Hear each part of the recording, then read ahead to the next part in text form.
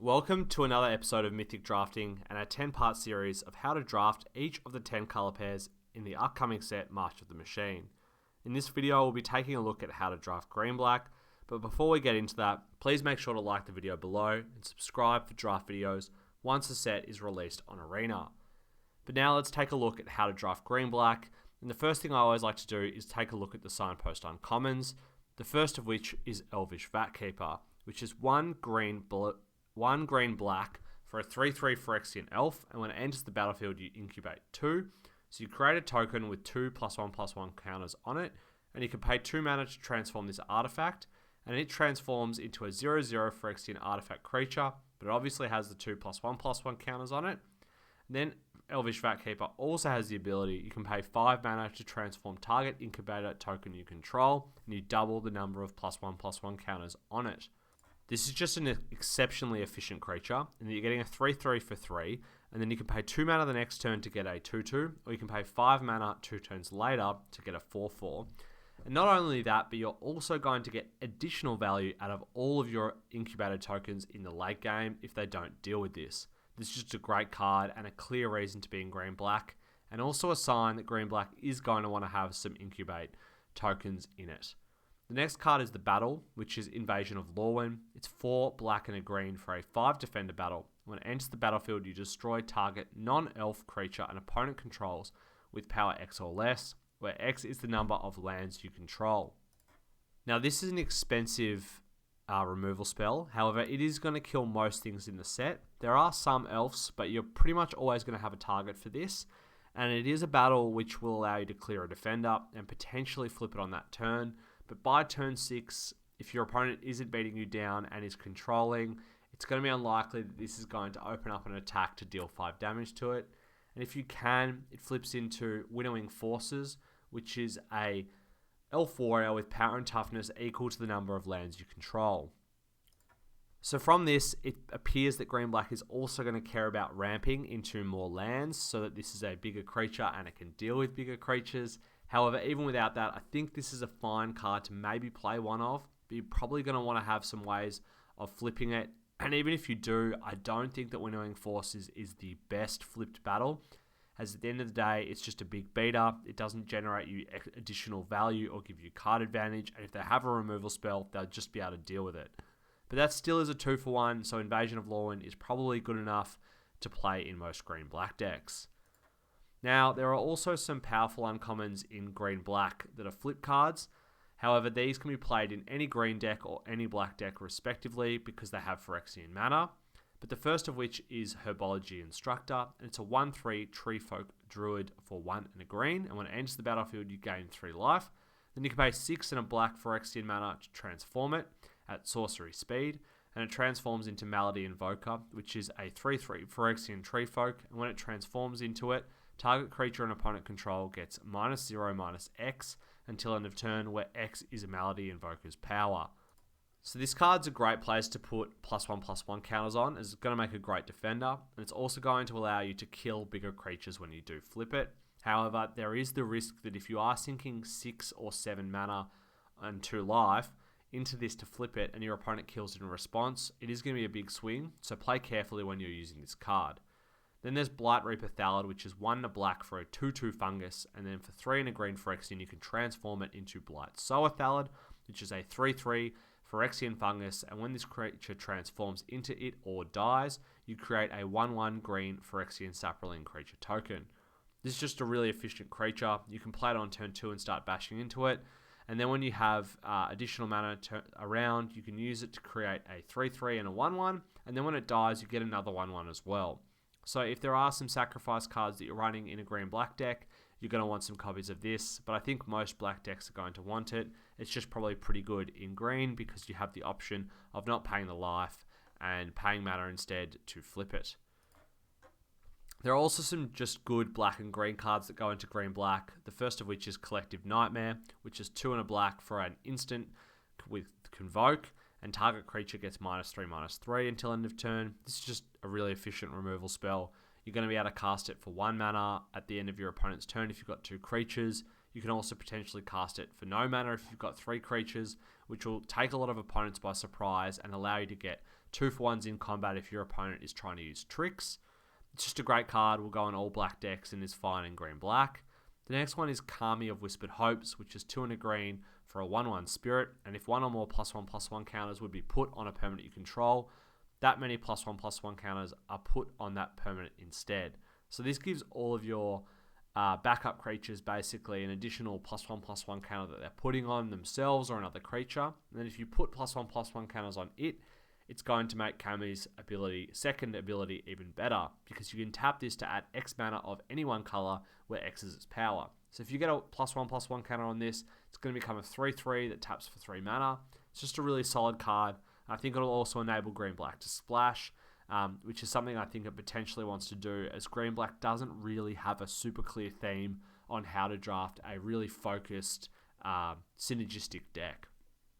The next card that falls into this is Phyrexian Gargantua, which is a 4-black 4/4 Phyrexian Horror, and when it enters the battlefield you draw 2 cards and you lose 2 life. Now if you've watched some of my other videos and the other color pairs, a lot of the powerful uncommons have sort of themes to them that fit with their deck. The blue-white uncommon is a Lord, for example, and then it has a lot of uncommons in white and blue that relate around them being knights, so they can take advantage of that and all the other knights in your deck. Whereas here we're sort of saying that these are just good cards that are going to go in all green and black decks, and there's not really a consistent theme that I'm seeing with green-black. This brings me to the strong commons, and I think I've sort of focused here around value, as I think that's what the type of deck green-black wants to be in this format, and it's typically where it ends up being in most formats. The first of which is Final Flourish, which is 1 and a black for an instant with kicker. You can sacrifice an artifact or creature. Then it has target creature gets -2/-2 until end of turn, and if this spell was kicked, that creature gets -6/-6 until end of turn instead. This is just a super solid removal spell in the early game, but in the late game as well, it's going to be able to take out their big creatures in a pinch, and you can just sacrifice a random incubate token or a treasure token as well.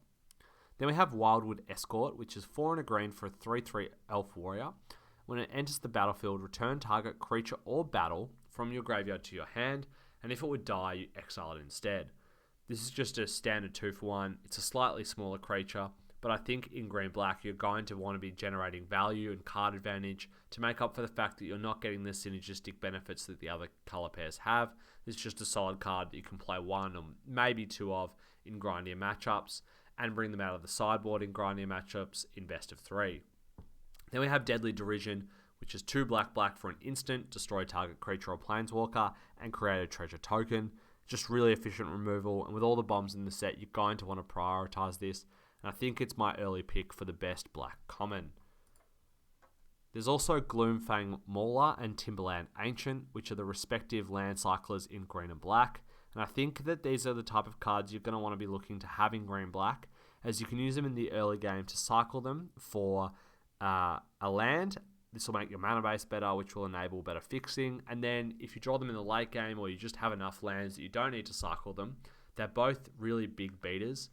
Gloomfang Mauler is a 5/5 for 7 with Menace and has backup 2. So it comes down, it gives one of your creatures +2/+2 and Menace, just for that turn with Menace, but the +2/+2 is permanent, which is going to make them into a big threat. And then it itself is a big threat as a 5/5 Menace, or you can put the 2 +1/+1 counters on it to make it a 7/7 Menace.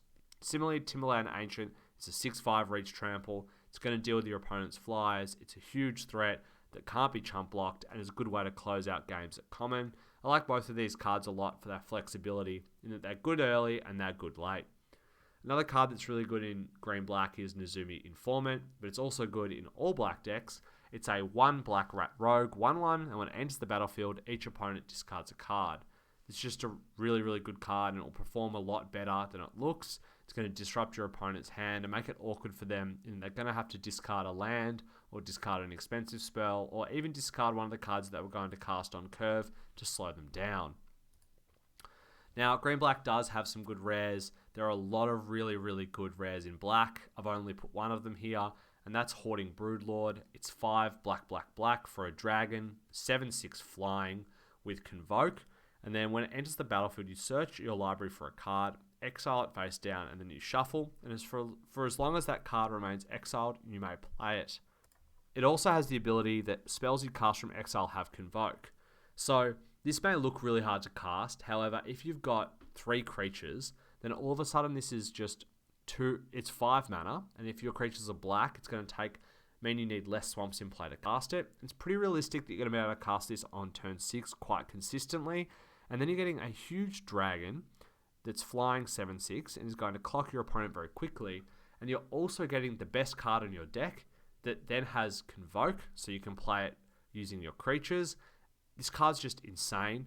All of the black rares are insane, and I think that that's going to be a reason a lot of people end up drafting a lot of black decks. And a lot of the reason people are going to end up drafting black-green, though, is for Glissa Herald of Predation. It's 3 black and a green for a 3/5 legendary creature, Phyrexian Zombie Elf. At the beginning of your combat on your turn, you choose 1. You incubate 2 twice. You transform all incubated tokens you control. All Phyrexians you control gain First Strike and Death Touch until end of turn.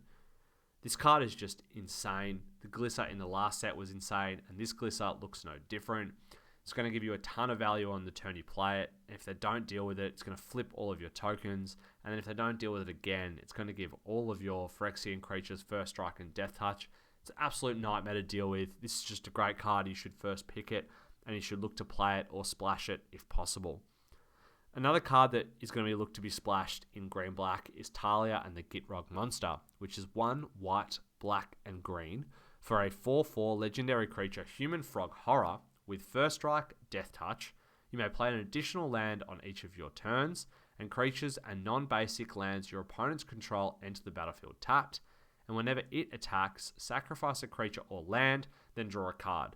There is a lot going on here, but this is just a huge value engine. It also slows your opponent down. It's a ridiculous threat. It's just a fantastic card if you can cast it. And I think if you're in green-black, you're going to want to look to pick up some of the dual lands late in the pack, the Skittering Surveyors as well, to make sure that you can pick up these types of cards if they're opened and take advantage of the fact that other drafters may not be able to cast them. So that's it for green-black in this set. I think the overall things to take from this is it seems to lack a consistent theme across the deck. And I think you just really want to be drafting for value. It does have access to incubate and sacrifice, so you might get some green-black decks that surround that. But overall, I think you're really going to want to focus on 2-for-1s and just getting some good cards. And for this reason, it may be a good home for a 5-color ramp deck, as you can potentially pick up some of the green fixing, the Skittering Surveyors, and some of the ramp cards, and just try and play some of the huge bombs in black and potentially other colors. Overall though, I probably won't be looking to draft green-black as a priority, as it doesn't have the synergistic things that I like to look for in draft decks. And the best reason I'll probably end up playing this color pair is Glissa. If you open it, you should first pick it, and you'll probably end up in green-black as a result. That's it for this video. If you enjoyed it, please be sure to give it a like and subscribe to the channel, and leave a comment below about what you're looking forward to in green-black, and if there are any cards that you think will have a real home in this deck. That's it. Be sure to check us out later in next week when we have some draft videos up on the channel for you to watch. Thanks all.